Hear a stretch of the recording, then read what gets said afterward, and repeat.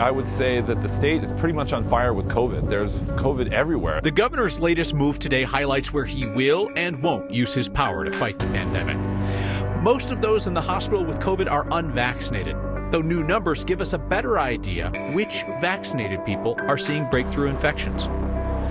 Combine society's loss of decent behavior and a lot of pandemic cleaning supplies, and you get the weird crime that happened at a hockey tournament. I don't know what kind of switch goes off in somebody's mind that says, I'm going to spray some Lysol on that guy's face because I don't like the way he officiated. And Next viewers are helping veterans build their own Veterans Community Center, piling up small donations in the name of veterans in your life. Next. Colorado's taking new steps to help people protect themselves from the pandemic while stopping short of steps to make people protect others. The governor officially declared the whole state a high-risk living situation today. It's a loophole that opens up vaccine boosters to adults who would like to get one.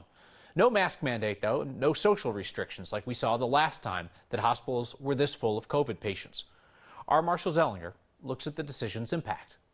I have a 14-month-old son named Morris, and he was born with a cleft lip and palate. Molly Schaefer's family has recently been impacted by COVID. Indirectly. Her son was supposed to have his second cleft lip and palate surgery a few weeks ago at Children's Hospital. His surgery was canceled 36 hours before he was supposed to have it. There were no surgical ICU beds, and then our surgeon also said that there was a shortage of OR nurses. Citing patient privacy, Children's Hospital could not talk about Morris's case, but said deferring non-emergent surgeries is one option when experiencing high-capacity constraints. Luckily for us, he doesn't have any issues with breathing or eating. It's really just going to impact his speech. She wants the governor to mandate changes that could help make rescheduling easier. It just boggles the mind that we wouldn't be putting in these preventative measures that we've all lived through for, most of 2020 and half of 2021. I would say that the state is pretty much on fire with COVID. There's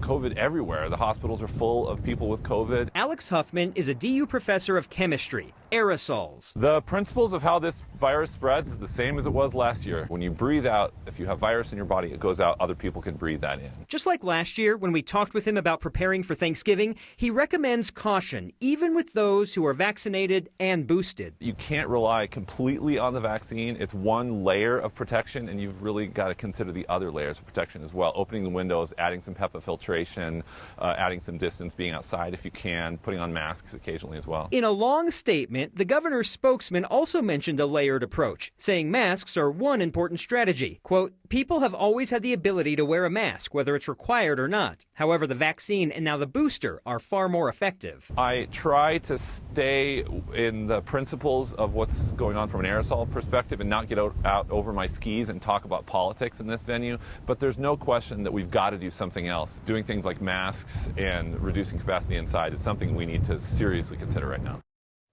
Going back to the statement from the governor, he makes clear some local counties and health departments have mask mandates, and local jurisdictions can add some of those restrictions. In other words, Kyle, it doesn't all fall on the governor. We've seen some super conservative states prohibit local jurisdictions from going farther with pandemic health rules and that kind of thing. Not Colorado, so some local county wants to go for it.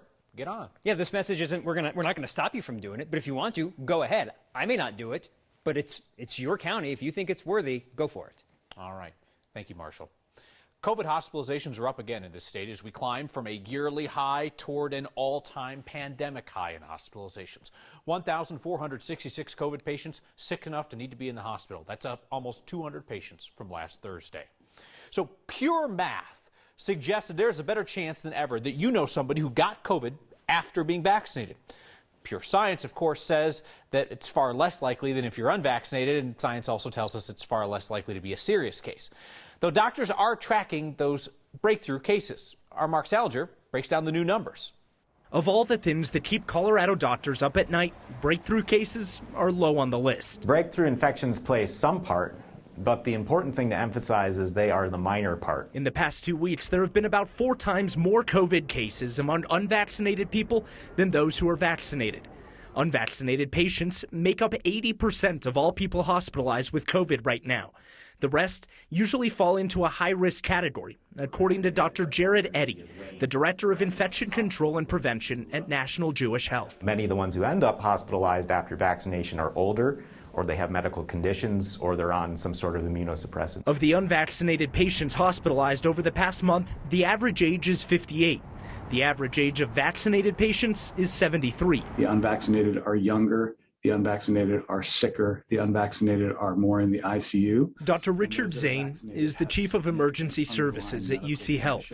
While data shows the Moderna vaccine performs the best at preventing breakthrough infections, he says all vaccines are working well in preventing hospitalizations and deaths. We have communities that are 90 and 95% vaccinated, and we have communities that are 30% vaccinated. Part of what's driving breakthrough infections is the time that's passed since people got vaccinated. We are seeing a lot more breakthrough cases because of waning immunity. Dr. Ozzie Granardo is the Chief Diversity and Inclusion Officer at Centura Health.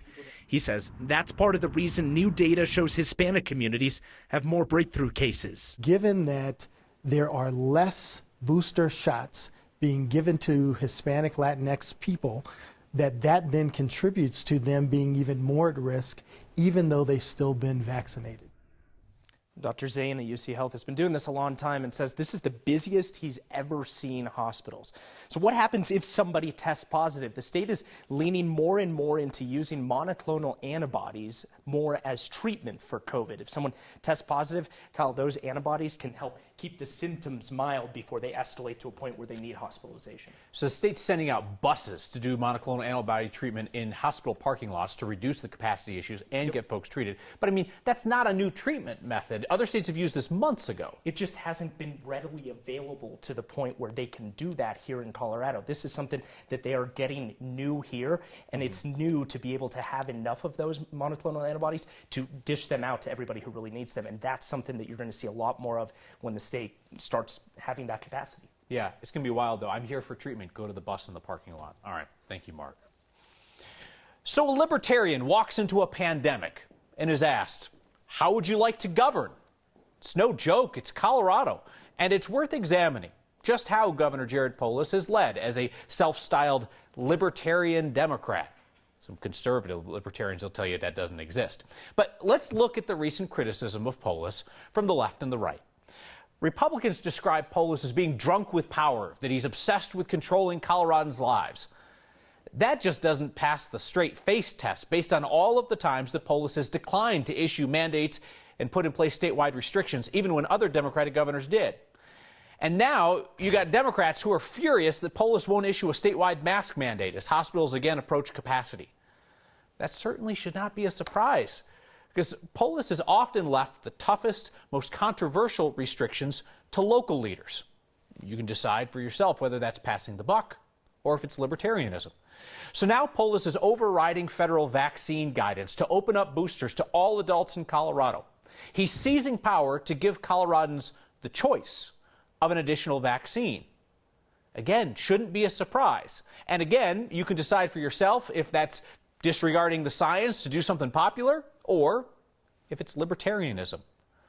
Like or dislike Polis's pandemic leadership, you can certainly make the case that he is what he says he is.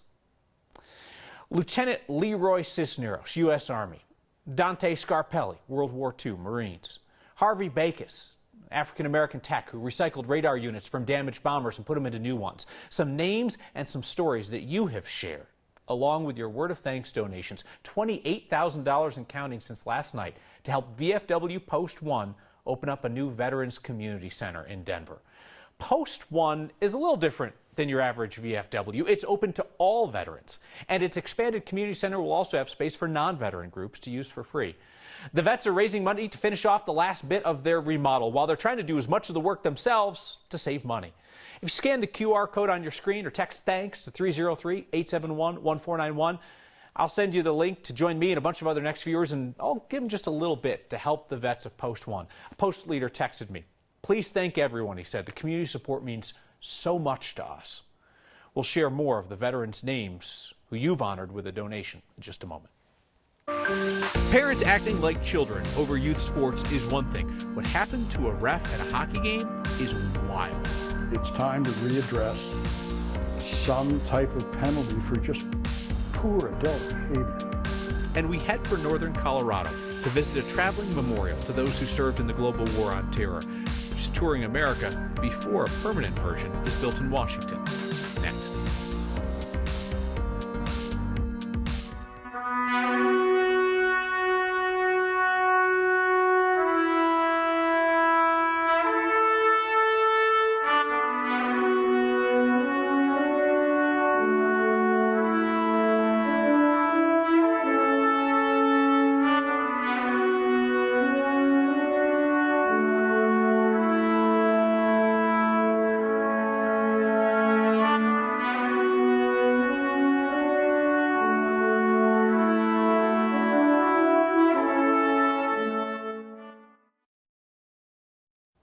The Moving Wall is America's best-known traveling war memorial. That half-size replica of the Vietnam Veterans Memorial has crisscrossed America since 1984, 2 years after the permanent memorial in Washington opened up. The Global War on Terror Wall of Remembrance travels America ahead of the construction of a national memorial to the country's longest war, and it stopped in northern Colorado this Veterans Day. Come on, guys.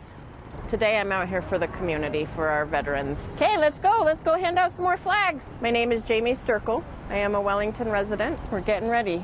I just don't even know how to put into words how this town has come together. Would you like a flag? To support our veterans and our military. 4 deployments? No, 2. 2. Jamie is a ball of fire, man. She called us up and she said, hey, they got this thing called the wall and I hear you have it. I want it here in Colorado. I'm like, all right, this is what we got to do to get it here. It was important to bring this wall here for education, for the community. So the Global War on Terror Wall of Remembrance is essentially our generation's version of the Vietnam Wall. It's very humbling to be in its presence. It's awe-inspiring. It allows me to stand shoulder to shoulder with the brothers and sisters that are no longer with us. I mean, we've had a lot of times this wall has been up. This has been the first time we've had F-16s overhead. This is a freedom flight today. Sure is. Right now we're preparing for the flyover. It's a big moment. It's very exciting. Here they come!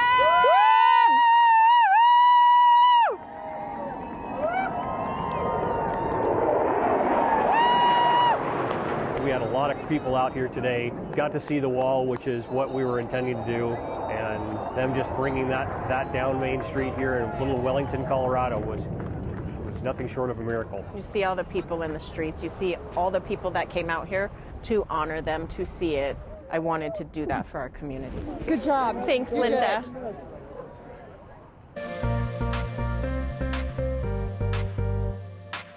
Windy and mild along the Front Range today with afternoon temperatures in the 50s. That's seasonal. Snow and wind continuing in the high country and maybe an isolated snow shower for Denver later tonight. A few rain showers out on the eastern plains.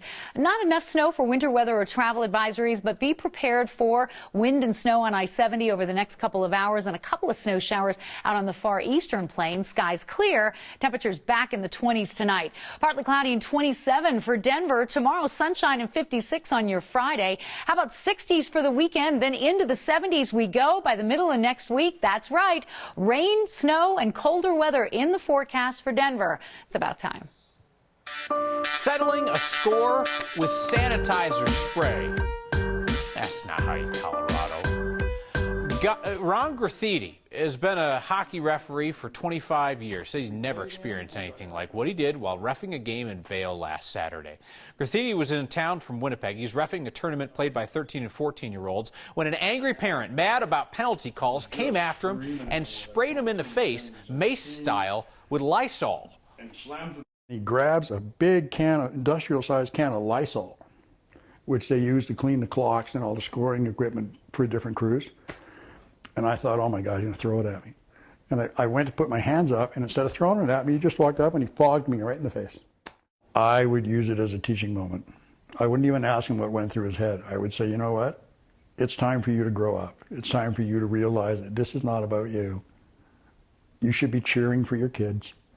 You should be enjoying the experience they're having in this game. And you should let whatever happens happen, because you can't change it. But the hockey player in me would just pull a shirt over his head and just start hammering him. Shouldn't laugh at that. But you sports referees, man, it's like dangerous work now. Police gave that suspect, a 43-year-old, Alexei Katsanovich, a summons for harassment. Ron, the referee, said what he would like to see, it's an interesting idea, in-game penalties assessed when parent behavior is out of control. Guys in Colorado have been engaged in obnoxious peak measuring contests for generations. There's always been jockeying, and even Mount Elbert and Mount Massive went back and forth for years. Like stacking rocks on top of mountains to make them taller. Seriously. That's next.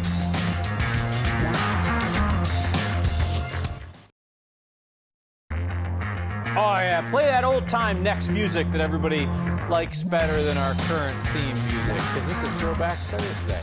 Throwing it back to an old-timey dispute in Colorado over which peak is our state's tallest. Well, just measure them, you say. Not that easy. At least, it hasn't always been easy. My heart has always been in Colorado's mountains. My name's Walt Borneman, and I'm a writer and a historian. So the three tallest mountains in Colorado are Mount Elbert at 14,433 feet, Mount Massive at 14,421 feet, and Mount Harvard just 1 foot lower at 14,420 feet. While there are many stories of people going out and saying they're going to go up Mount Massive and make it taller than Elbert, is more barroom boasts in Leadville, perhaps. There's a great story that comes out of the 1960s that is, in fact. 3 Harvard men attempted to reach the summit of Mount Harvard carrying a long metal pole topped with a sign reading, Mount Harvard, 14,434 feet. Well, their intent was clearly to make the sign higher than Mount Elbert, but approaching darkness forced the trio to cache the pole several hundred yards beneath the summit. The following summer, 3 other climbers, 2 from Harvard and 1 from Cornell, went up, fetched the pole, and put it on top. I saw the pole in 1972, the first time that I climbed Harvard. It was indeed on the summit. Sometime in the early 80s, it disappeared. Putting a pole, or quite frankly, building up cairns on top of peaks does not make it taller than anything else. The numbers in and of themselves should never overshadow the mountains, because it's the mountains that are important. A cool bit of Colorado history through the lens of our photojournalist Mike Grady. There's also been some interesting jockeying for the naming of the biggest peaks in Colorado. Mount Massive was nearly named for Winston Churchill. And there was one really passionate fan who wanted it named after Ginger Rogers. Mount Ginger, I presume, not Mount Rogers. I'm not certain. Your feedback, including some special thoughts on Veterans Day, next. Your Word of Thanks campaign to benefit the remodel of Post 1 by those veterans in Denver has just passed $34,000 and is still climbing. You want to know what that means to folks? This message from Nicole Jerdel. She writes, "Thank you. Post 1 member, I can honestly say that community saved my life when I didn't know where else to turn. I am so grateful for your support." Christine St. Peter says, "This is the first time I've donated. Hit close to home. Lost my dad this year, who served in the Navy on the USS Ranger during Vietnam."